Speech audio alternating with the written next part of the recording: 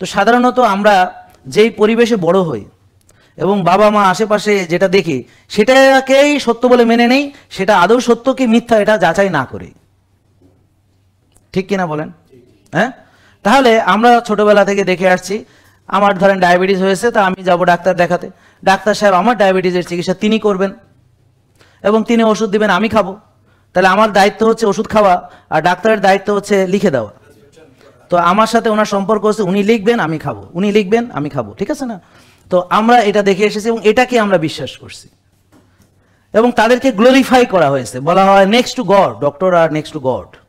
ওকে, এখন অবশ্য আপনারা বলেন নেক্সট টু ডাকাত, সেটা তো আপনারা বলতেছেন যে দে আর নেক্সট টু ডাকাত, এটা তো আমি বলি না, আমাদেরকে বলে মানুষ বলে। যে আমি যখনই ডাক্তার হয়েছি তো দেখি যে সোশ্যাল মিডিয়াতে কেউ ডাক্তারের পক্ষে না, বিলিভ মি।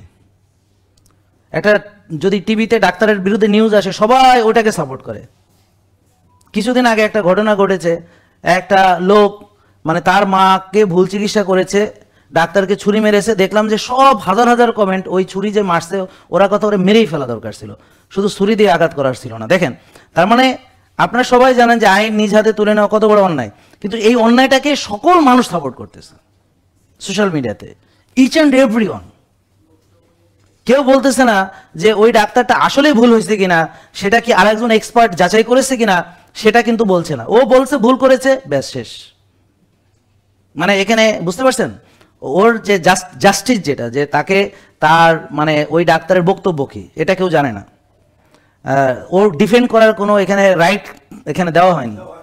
হ্যাঁ, তাকে ট্রায়ালে দিয়ে দিয়েছে সরাসরি যে না সে অপরাধী, সে ভুল করেছে, তো আমি ছুরি মেরে দিয়েছি। এখন সবাই ওই ছেলের পক্ষে যে ওর মাকে মেরেছে, ও ছুরি না ওকে ডাক্তারকে মেরে ফেললে ভালো হতো, এরকম দেখছো তোমরা? তার মানে হ্যাঁ, দেখছেন না? তা এটা তো জাস্টিস না, তাই না? কিন্তু এটা কাকে বোঝাবেন? মাস পিপল যারা, তাদেরকে তো এগুলো বোঝানো যায় না।